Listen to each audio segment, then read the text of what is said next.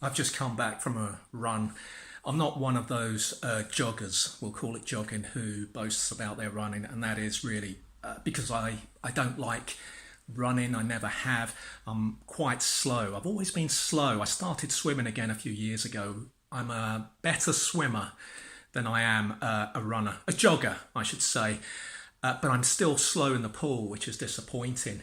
And also, I like to wear, my aquatic shoes as my entrance into the pool, which very few people do. It marks me out as flamboyant. So I think running is cheaper. It's certainly not easier. I'm running on grass because after surgery, my foot's not strong enough to run on tarmac. I'm fine with that. I follow the outline of the chalk. What I do like about running is it really induces the sweat in me. I've never been a sweater.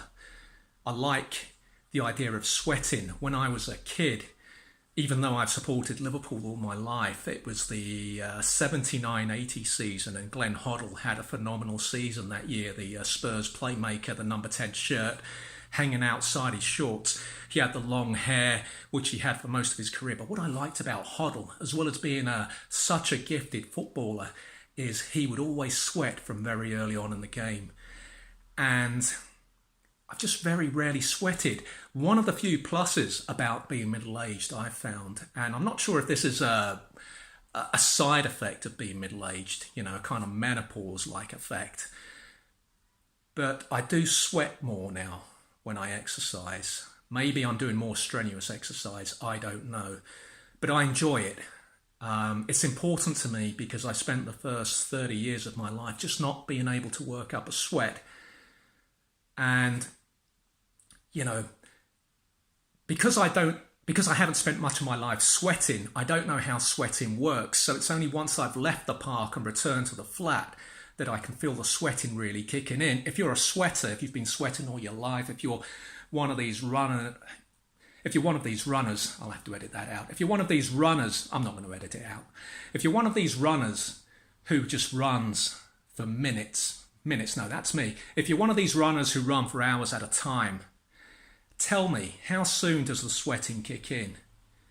I'm not sweating really until I get into the flat, but I do like the sweating. And sometimes before I jump in the shower again, I'll actually just walk around looking at my sweat-soaked t-shirt in the mirror thinking, you've arrived, you're a sweater now, you're an adult, you're a man. And I've always had this fantasy about wearing one of those khaki safari shirts, like in the old Tarzan films, the colonial guys are walking through the jungle in their khaki shirts, and they're stained with sweat.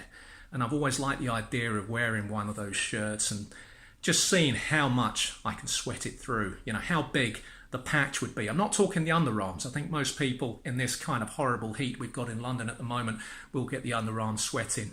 I'm talking about just on the chest, a big patch on the chest.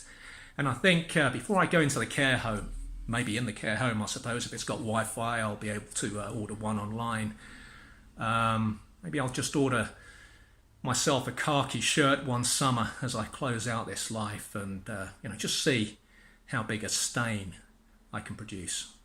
This is The Writer's Life. I'm Daniel Ruiz-Tyson. Enjoy your day.